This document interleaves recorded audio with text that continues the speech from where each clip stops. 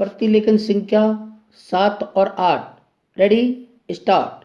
महोदय, यहाँ यह उल्लेखनीय है कि शीत युद्ध की समाप्ति व समाधान एशिया की घटनाओं तथा अफगानिस्तान से सोवियत सेना की वापसी से ही हुआ है। अफगानिस्तान में लंबे अरसे तक चला युद्ध सोवियत संघ के अस्तित्व के लिए कष्टदायी और मुश्किल हो गया है।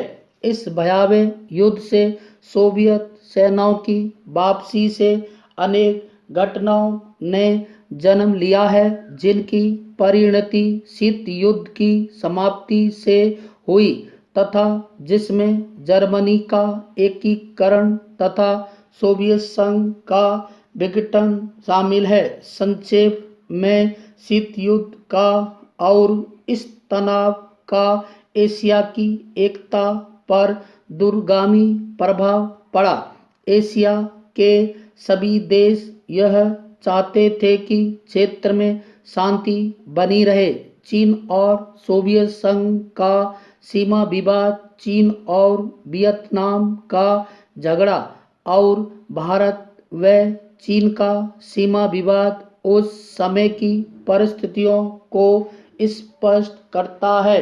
इस तरह से पाकिस्तान पूरी तरह से थाईलैंड और फिलीपींस के साथ अमेरिका के खेमे में चला गया था। जापान अपने आर्थिक और व्यापारिक संबंधों के कारण पश्चिम के देशों में सामीप्य स्थापित कर रहा था। इससे एशिया की एकता को एक नया धक्का लगा है, क्योंकि एशिया के देश अलग अलग खेमों में बंट गए थे। 1960 के दशक में एक नया मोड़ आया, जब शीत युद्ध के समय में आसियान के नाम से एक नए गुट का प्रादुर्भाव हुआ।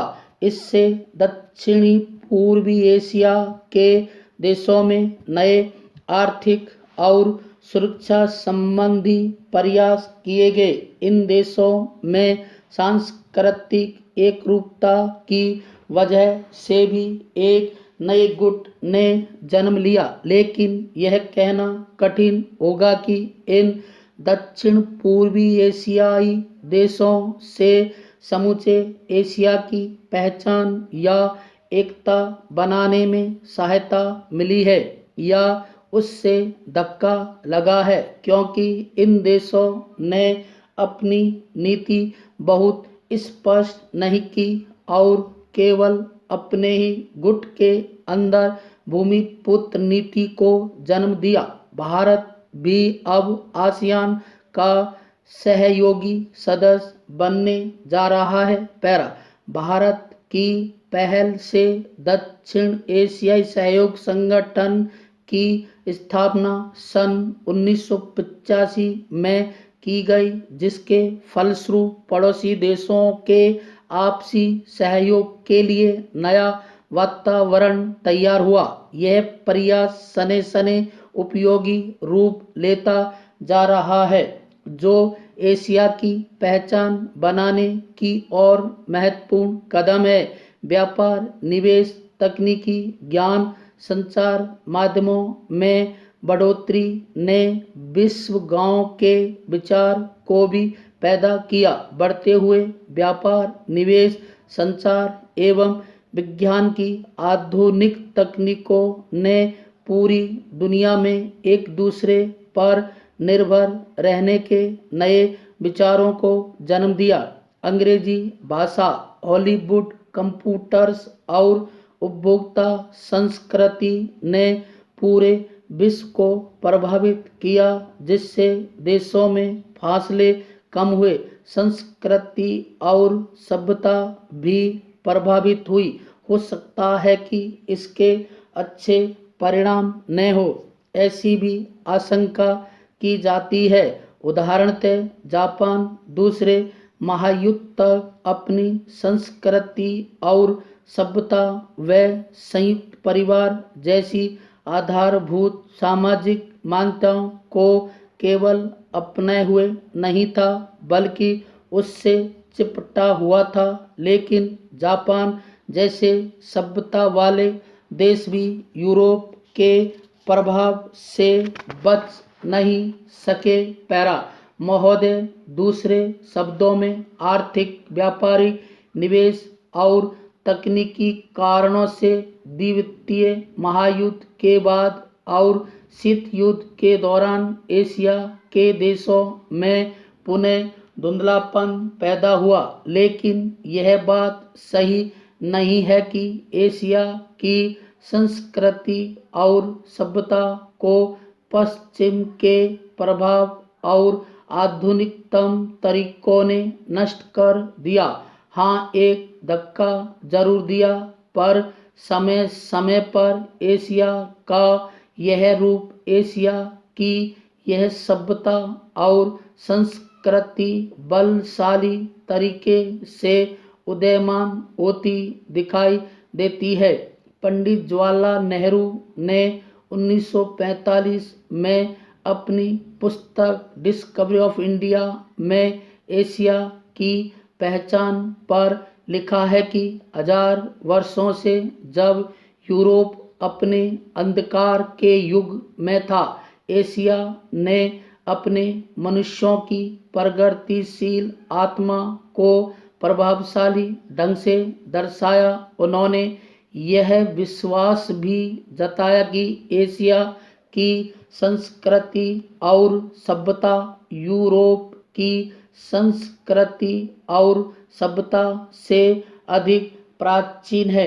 आज के दिनों में भी चीन के नेताओं अपने यहाँ आध्यात्मिक क्रांति की बात करते दिखाई देते हैं और अपने आर्थिक विकास को भी प्रतिबिंबित करते हैं।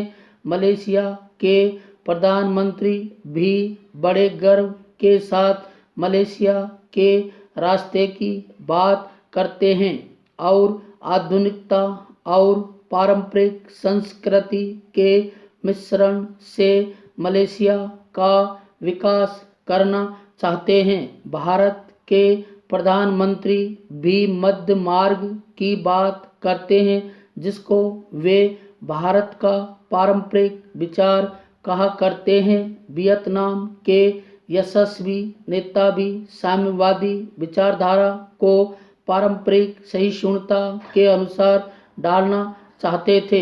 एशिया के इन सब नेताओं की समय समय पर की गई घोषणाओं का वर्तमान संदर्भों में पूरा अर्थ लिया जाना चाहिए, जो एशिया की पहचान को नए सिरे से बनाने में सहायक सिद्ध हो रहा है। पैरा यहाँ यह भी बताना उचित होगा कि हाल के वर्षों में एशियाई देश, विशेष रूप से पूर्वी एवं दक्षिणी पूर्वी एशिया के देश, एशिया के सुदृढ़ देशों के रूप में उभरे हैं और इन देशों के आर्थिक विकास की दर विश्व के किसी भी अन्य देश के आर्थिक विकास की दर से अधिक है तथा जिनके आने वाली शताब्दी में विश्व आर्थिक व्यवस्था के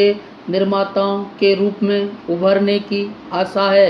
आर्थिक सफलता की इन कहानियों का श्रेय मुख्य रूप से अनुशासित कार्य, किफ़ायत एवं बचत की ऊंची दरों जैसी एशियाई विशेषताओं को जाता है तथा इनसे देशों की जनता के जीवन स्तर में सुधार आया है और एशिया की पुनः खोज जैसा वातावरण बन रहा है। एशिया के देशों में अब आपसी भाईचारे की भावना उभर रही है और इससे ये देश परस्पर निर्भर हो रहे हैं तथा शीत युद्ध के प्रभाव से मुक्त होते जा रहे हैं। हमारी सरकार ने अपने एशियाई पड़ोसियों के साथ बेहतर संबंध बनाने में पहल करके इस बदलते रुख के प्रति सकारात्मक रवैया अपनाया है। इन सब प्रश्नों का जवाब आज उपलब्ध नहीं है, लेकिन सने सने इन प्रश्नों में ही इसके उत्तर मिलेंगे। एशिया अपने इन प्रश्नों के उत्तर में एक नए एशिया को जन्म देगा और अपनी एक नई पहचान बनाएगा। यूरोप और अमेरिका के आधुनिक औद्योगिक विकास में फर्क नज़र आता है। पूर्ण विराम।